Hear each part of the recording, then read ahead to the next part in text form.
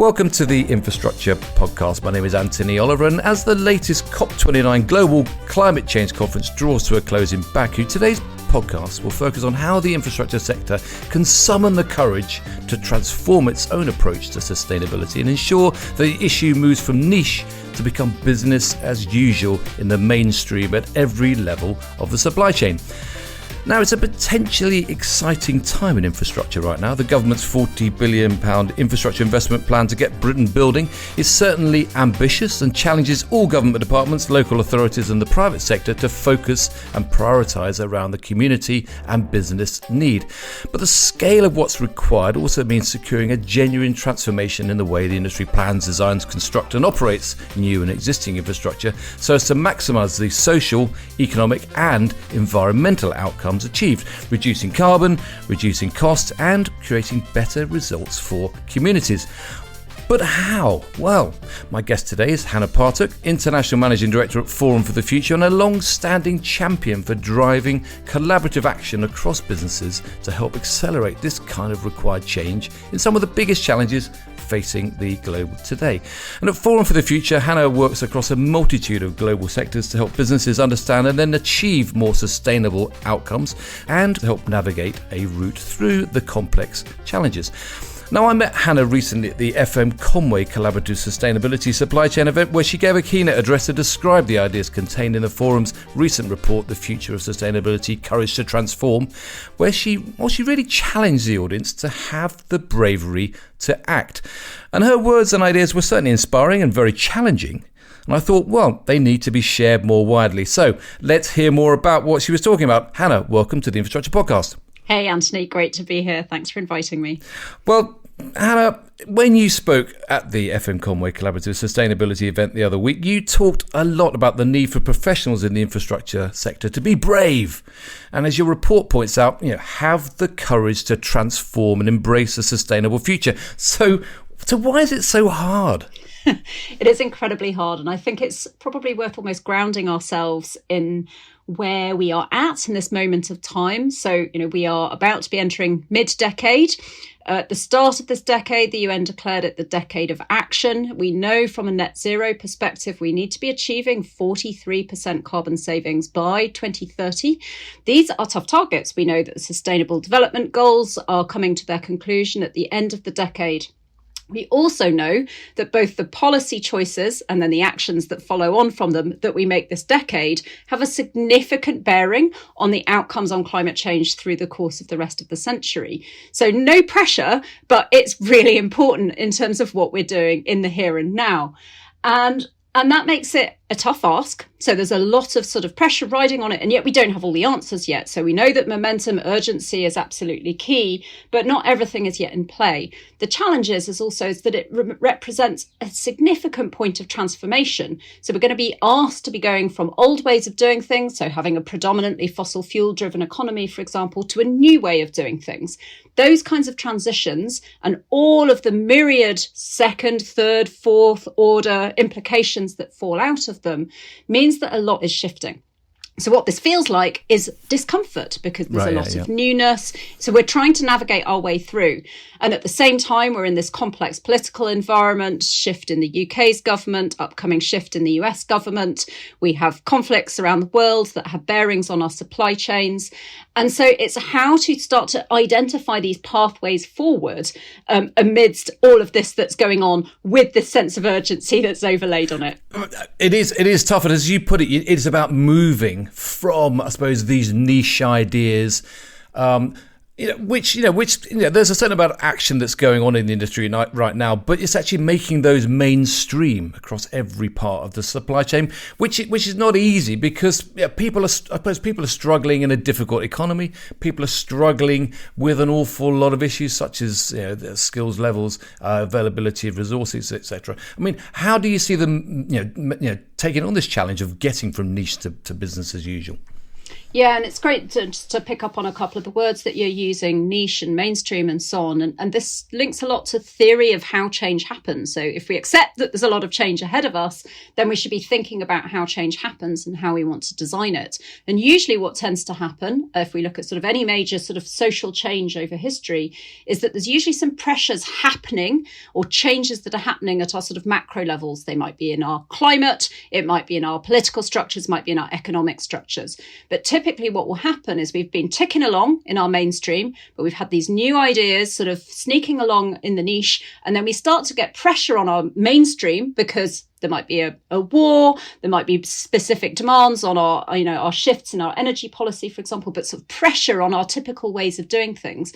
And suddenly there's space for these new ideas to move up into the mainstream and start to have this sort of almost optimal environment in which to begin to flourish. Because one of the key challenges is it's easy to know what we're moving away from because it's familiar to us. We've lived it, but harder to know what we are moving towards because we don't have all of the pictures. We don't have all of those visions of the future. It isn't all yet designed yet. So I think what's really critical is to be thinking about and identifying those spaces where innovation is starting to happen in response to some of these pressures and going, how can we amplify and accelerate those so that they become the new mainstream? They become the visions of what we're moving towards. Right. So essentially the entire thinking is moved to a higher level. You're bringing everything up to a new level. Well, bringing it back down to a more local level, because which is I suppose really quite important because it's how we can all have an impact on these things. I mean, the event I mentioned with FM Conway, it really focused on the need for the sector to collaborate to really help meet that sustainable future. I mean, you work across multiple sectors.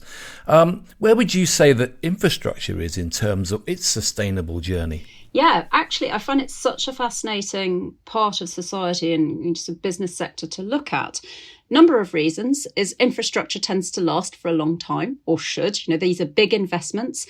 So that should and often does generate a sort of degree of long-term thinking, which actually might be lacking in other parts of society where turnover is quick, consumption is fast.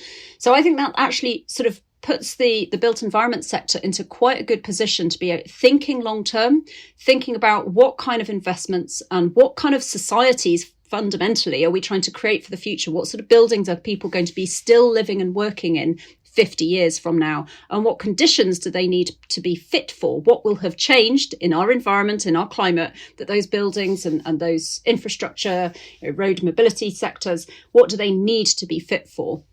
So I think actually the level of ambition that I'm increasingly seeing in the built environment sector is really quite exciting. So although it might be a slow moving sector in some ways, things take a long time to build, these are big, long projects, but actually I'm seeing a real level of ambition and enthusiasm for change, which is really exciting. Yeah. I mean, as you say, it is an exciting time, and certainly the discussions that we're all having on a daily basis sort of underline the real importance of driving down carbon across the industry, but also boosting the outcomes for the communities, which I suppose is what Forum for the Future really is all about. Is really trying to help industry to raise their game. So let's get a few basics. I mean, how would you say that the work you're doing at the Forum is really helping to move the sustainability dial? Particularly in this sector. Yeah, absolutely. And so firstly, I think it's about trying to foster the level of ambition, the excitement around change, being able to be like, we would like to be part of creating buildings, infrastructure for the future that are fit for purpose, that serve the goals of society, that are fit for the context in which they have to function. So firstly, that's kind of that ambition and that mindset, that orientation towards change and transformation. The second is to have a sort of integrated way of thinking. So thinking about what are the social implications, what are the environmental implications. And I think one of our tendencies as humans is that we drop into our silos with relative ease. So actually what's needed is if we're designing, whether that's designing new political structures, economic structures, or actual physical structures, we need to be thinking about it from an integrated way. So we do a lot of work using systems thinking and trying to push people's kind of integrated thinking. So I think one of the ways that we do that is either one-to-one with businesses. So we support them in developing their sustainability or their ESG strategy. So what does that mean at a really practical level? If you're in the built environment sector, what does that mean for What's your approach on energy? What's your approach on retrofitting? What's your approach on circularity? What's your approach on working with your value chains, for example? Then actually, because a lot of problems are almost too complex for one organisation to deal with on their own, and a lot of them are kind of very much affected by the regulatory environment or the investor community or the community voices that need to shape those outcomes. So the other thing that we do is we actually engage organisations in multi-sector collaborations. So we have some around agriculture, we have some around responsible energy, but we also have one around climate and health, and we're just about to move into working with the built environment space on the intersection between climate and health. So how do healthy buildings foster healthy people? Oh, right, yep. How do healthy buildings help support positive climate outcomes? And when will that start then? The Climate and Health Coalition's been running since 2021. We started first with a healthcare cluster, so really zoning in on the health aspects initially. Then we built it out this year, working with the food sector. And then in 2025 is focusing on the built environment sector and actually on the insurance sectors as well. So that's kind of new in and really exciting. And that is absolutely responding to this feeling of ambition and enthusiasm from the built environment sector. Well, I'm so pleased to hear that, to be honest, Hannah, because one of the frustrations I have is that the industry is very good at I suppose looking inwardly and trying to wring their hands to say how we're going to do better, and it really kind of forgets to translate what we're trying to achieve into how it can actually make people's lives better, how it can actually transform people's lives and the way that they're living. How can it reduce gas bills, energy bills? How can it actually transform the way we're living our lives? Do you think that's the sort of, hopefully the sort of work which this particular project will try to translate, will it? Yeah, absolutely. And the Climate and Health Coalition is very much focused on what is the role of the private sector. So it is very much focused on what are the actions that businesses can take, either alone or working with their peers to drive positive climate and health outcomes. So as an example, one of the sort of pilot projects we did this year that was focused on the built environment, which helped us build this notion that this is a sector that's sort of excited and ready to move in this space, is around the air pollution emissions during construction phases of healthcare facilities, and specifically sort of office buildings and so on, of the healthcare sector.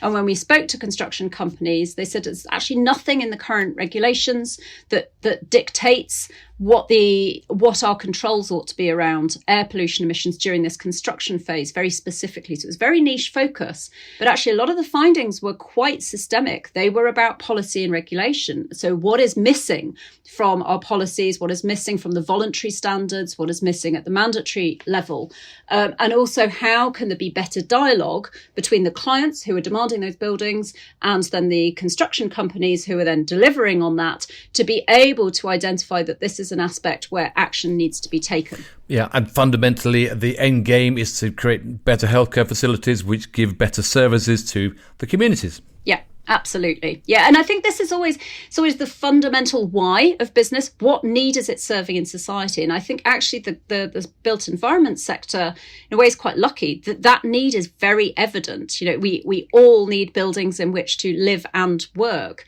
And also we have a huge retrofit demand in this country as well. So something like 80% of our building stock that exists now will still be in existence by mid-century.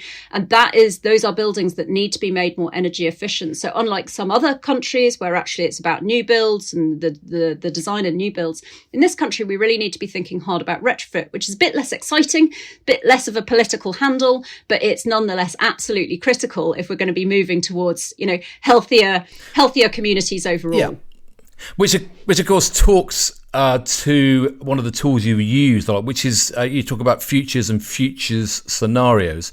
You say that they're not predictions and they don't provide a single solution. What are they, and what makes them useful as tools to help us, I suppose, guide us towards this better tomorrow?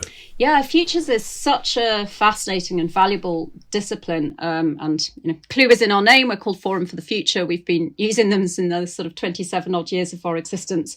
But they actually emerged out of militaries.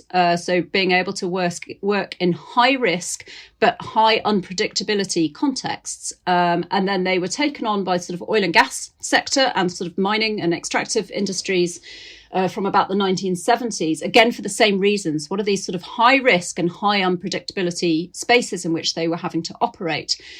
And when we think about futures, it's important to notice that we're actually talking about qualitative futures. So we're not talking about quantitative modelling here. That is distinct. But in qualitative scenarios, what you build out is what are the directions of travel around some key themes, which we call trends. So in sort of futures lingo, you'd have trends, which are sort of specific topics, specific themes. You would have trajectories, which is the direction of travel of those particular themes. And then you've got scenarios where you would sort of build out a world where those trends have played out in a certain particular way. So what is the world going to be like in 2050? Let's explore those multiple possible, plausible futures that lie ahead of us. And what does that mean for our organisations? So by exploring these plausible outcomes, and they're plausible because you start designing from now, and then you kind of leap forward almost, and then you explore what that means for your organisation. What it does is it stops you assuming that change will be linear and will go in one single direction, because that we logically know that's not the case. It's not how change happens, but it is a tendency for the way for our brains to think.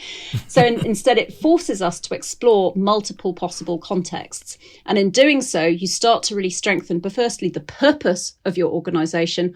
And then it also starts to really push thinking on what are the risks and the opportunity spaces, what's the kind of innovation that's going to be needed, again, in those future different spaces. And then if you look across, so let's say you've looked at 4 different worlds, you can start to see some of the actions that you would take irrespective. Those start to look like really good strategic actions. So it's a really good tool for strengthening that thinking. Well, let's dig into those a little bit later in this conversation, Hannah. But before we get into some of those challenges and opportunities facing the sector, let's find out a bit more about you. I mean, you spent your entire career working in climate change, sustainability, risk management, both by helping leadership teams to design and implement strategy, but also hands-on through some field operations in humanitarian disaster response missions. I mean, what keeps you so passionate about driving that change towards a more sustainable future? Yeah, it's a great question. And like many career type questions, you can probably apply a retrospective logic that would be a good one to use in an interview. But I mean, I think the truth of the matter is, I think a lot of it comes from, I feel passionately about our beautiful natural world. We live on this bounded planet. We rely on it for absolutely everything in order for us to thrive. Even if that awareness is not particularly high up in our minds, it is nonetheless the truth. I grew up in a beautiful, quite wild rural place in the Yorkshire Dales. And I actually think that profound love of nature, of our planet and its kind of bountiful variability did actually drive a lot of the choices that I've made, whether consciously or not. And yeah, I spent 10 years overseeing climate research when I worked at Earthwatch, and I was lucky enough to go to loads of incredible forests and other types of ecosystems all around the world, really remote, incredible places to learn particularly about carbon cycling. So ask me about woodlice and why they're important for forests, for example. But my role there was really to connect up scientists, policymakers and funders. So I've always had this sort of interlocutor role, helping people kind of understand some of these complex issues. And then following that, I spent 5 years doing humanitarian response, mostly to climate-caused disasters, particularly working in the Philippines and the Caribbean to hurricanes and cyclones. So really seeing firsthand just how devastating our planet's weather can be. And I think that is something that has really driven the sense of urgency in me, because in this country, I'm based in the UK, and we do see our weather getting more severe and more unpredictable, but it is by and large not yet devastating. Whereas in many parts of the world, it already is. And there are often parts of the world that arguably have a bit less global voice. And they're also arguably parts of the world who've not necessarily been main drivers of the climate crisis. So I think seeing the level of devastation has given me a real profound sense of urgency, and this sense that we actually, no matter what sector we're in, no matter whether we're in government or private sector or civil society or whatever, fundamentally we have to act, we have to take action, and we have to do it together as well. But you might think that working in climate change might make me feel profoundly miserable and depressed and despairing, and I sometimes do. And I often think some of my role is to sort of wake people up to the level of urgency. But actually, mostly I will err on the side of others who are much smarter than me call it sort of gritty optimism. And I think that is fundamental, because I think if we are despairing, we don't take action. Whereas if we have this sense of gritty optimism, we actually are much more galvanized to take some action. So, yeah, I feel excited by the fact that more and more parts of society are congregating around taking action. What I think is critical is that we need a sense of what we are moving towards. And again, that's where the futures comes in incredibly valuably, because we need to be able to design what is it that we are moving towards. If we talk about a net zero future, what does that look like? How does it feel like when we're living in it? And how do we get excited about it? Your passion certainly comes through, but also your passion for not just talking about the problem, but also talking about the action that needs to happen. And you say, you love being part of transformational projects that encourage people to question their own mindsets, attitudes and behaviours. You enjoy it when you say uncommon stakeholders come together. Do you see that happening in the traditional and, highly siloed construction and infrastructure sector, where people are, they really are entrenched in their own little worlds in many cases? Yeah, I think perhaps sort of an annoyingly equivocal answer is I actually think both things are true. I think on the one hand, on our day-to-day levels, we are often still steeped in our silos, steeped in our standard ways of doing things that we've been doing them that way for a long period of time. But what I'm absolutely seeing as well is that more and more people from across different sectors are alert to the challenges ahead, wanting to take action, not always knowing how to, because perhaps we don't have all the answers yet, but are excited about it and are talking about it in a way that means it's not a fringe idea. So just to use the terminology that we were using previously, it's not a niche idea anymore. This idea that we have to transform societies might have been a kind of hippie niche idea back in the 1970s. That is not where we are now. Now in boardrooms, amongst CEOs, amongst people from all across organizations, irrespective of hierarchy, are alert to the fact and eager for being able to take change, to step into change.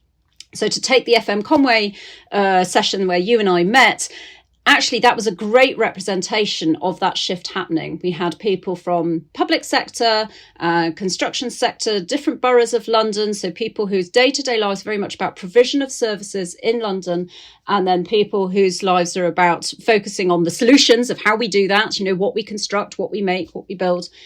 And everyone is excited to be having those conversations. And again, as I said, the solutions are not always there yet because we still got to co-design them. But we are, I think, increasingly in larger numbers starting to get excited about doing that, or feeling terrified of what lies ahead if we don't. And so whether it's fear or whether it's excitement or a combination of the two, I'm starting to see that really proliferate. And of course, there's this kind of notion that ideas have their moment and they start to pop up in lots of parts of the world all at the same time. And I think that is what we are seeing, is that people are kind of awakening up to these ideas around change and starting to orient and self-organize around that. Yeah, well, excitement combined with a bit of terror, it's normally quite a good combination. So away from what you describe yourself as being a lover of the outdoor life, you described your upbringing in the countryside. And what's your average weekend like then? And where do you go on holiday? Do you stay in the UK, or do you get on an aeroplane at any time? Great question. I mean, I love getting out into the wild as much as I can. I do live in London, so that does take a little more effort. I swim in the Hampstead ponds as much as I can, even through the winter now, because I need to, for me, to be able to do the work I do, I need to be able to connect in actually to this sense of feeling like we are in this wonderful planet. So that's why it's important to me. I mostly holiday in the UK. I think we have some phenomenal wild places, incredibly beautiful. And actually the pandemic encouraged me to explore that. I have spent, I think, 26 weeks camping one way or another in the last few years because I just go and quite often wild camping as well. Which is very exciting. However, I will talk about one overseas place that I have visited this year. So back in 2017, I was doing the disaster response work, and I spent 2 months based in the Caribbean, based out of Barbados, but mostly delivering humanitarian aid in Dominica, which is a small island just a little bit north of Barbados. And Dominica had 97% of its building stock significantly damaged by Hurricane Maria, which was a Category 5 hurricane. And when I was working there in 2017, there was not a leaf on a tree, there was not a blade of grass virtually. The island looked grey. It looked like an atomic bomb had hit it. Virtually every roof was torn off, buildings were flooded, they were torn apart. The level of devastation was huge. And I wanted to go back to see it kind of how that beautiful island probably should look. And I did go back this year to go hiking there, and which was incredible, a wonderful thing. But what was also really interesting is it's an island that knows it will get hit by hurricanes again and again. There is no escaping that fact. So what they're trying to do, and they are not wealthy. There's 70,000 people in the Dominican population, so this is not an island with much purchasing power. But what they're trying to do is to rebuild their infrastructure in a climate smart way.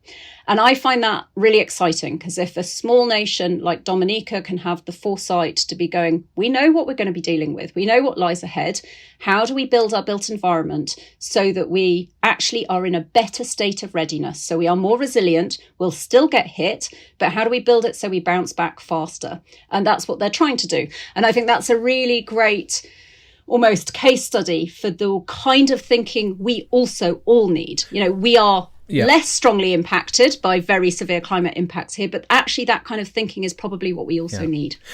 Which is interesting, because it takes me on to talk about some of the infrastructure challenges that you have highlighted through your work.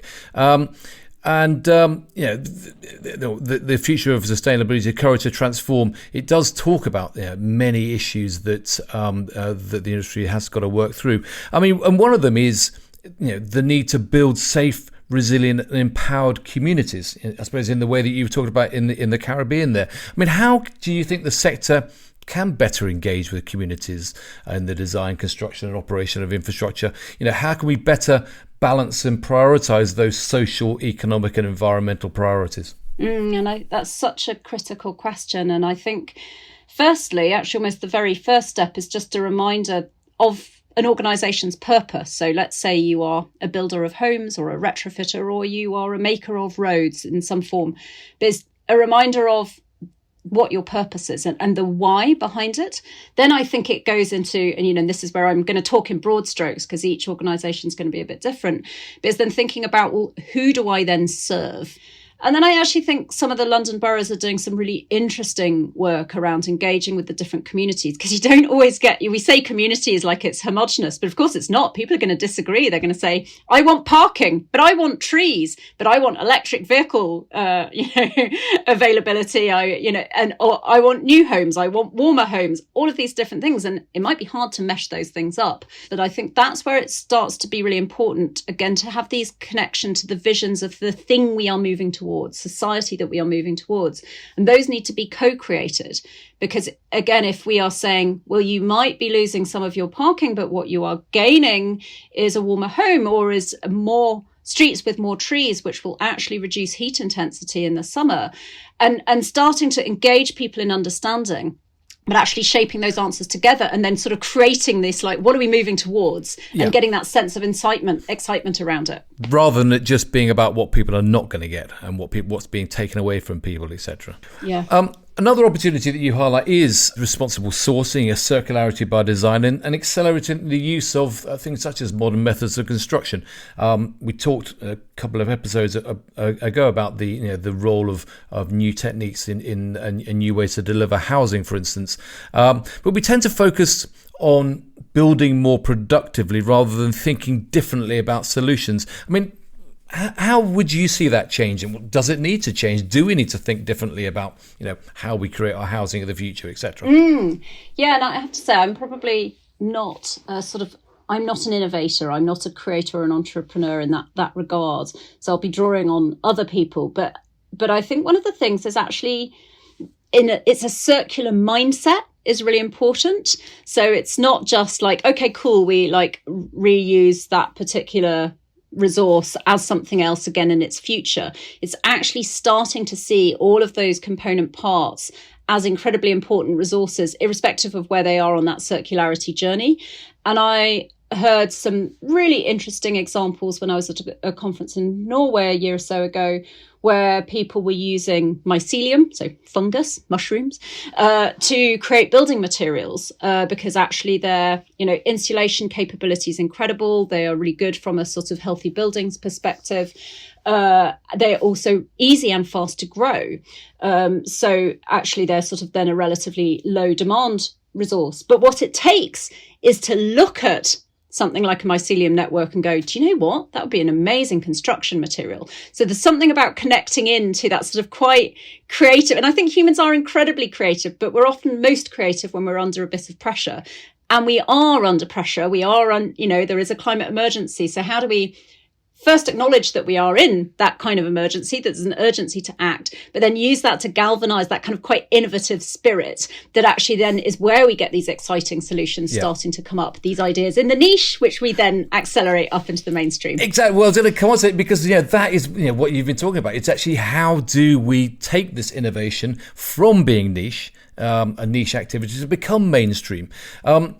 Accelerating that, and you've talked about it being a systems change where the pressure of the landscape really kind of creates this pioneering spirit. How might you see the infrastructure sector really kind of embracing that new landscape? Does it require central government mandates, for instance, or is it just something that the private sector's got to get on with? Yeah, it's a great question, and I think this speaks to something that we'd describe as a collective action problem, is that often change doesn't happen or is slow to move ahead because actually what it requires is multiple parts of the system to act simultaneously.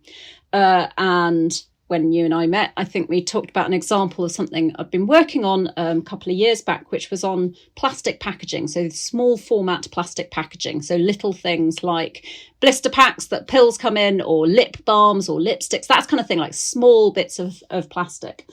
And they're not recyclable at the moment. And there was a particular organisation we were working with, a healthcare company, who wanted to understand what are the barriers? Why is this not being fixed yet, this particular problem?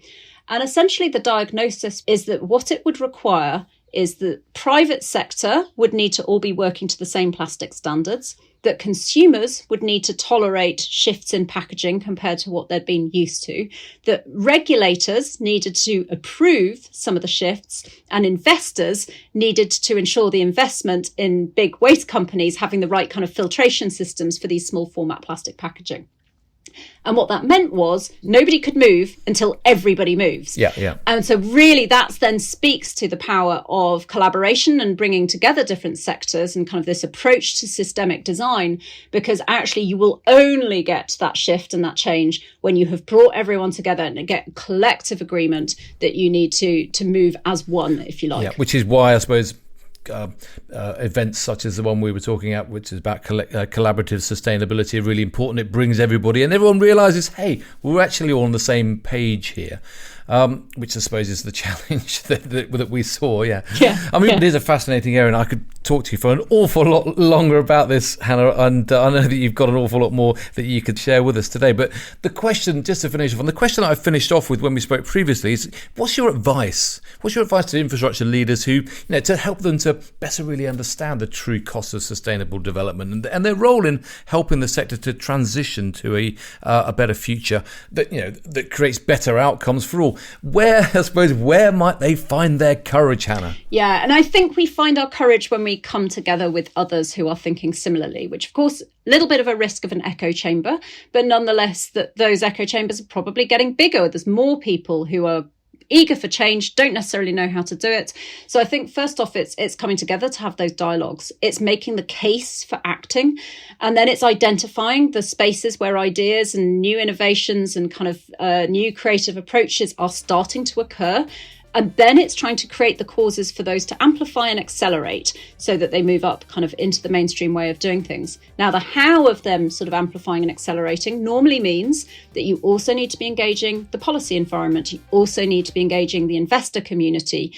And so actually then it's about identifying the different parts of the system that will then help to make that happen. But I would say the first stage is coming together and actually kind of agreeing, we want to work on this together and starting to get that sort of collective collective gritty optimism, determination and hope. And I suppose finding out what language different people are speaking, because they all speak different languages around this. But Absolutely. Hannah, it is a hugely exciting time and hugely challenging times, but really inspiring stuff. So thanks so much for joining me today on the Infrastructure Podcast and for sharing your future visions and scenarios. Wonderful. Thanks so much, Anthony. Really appreciate it.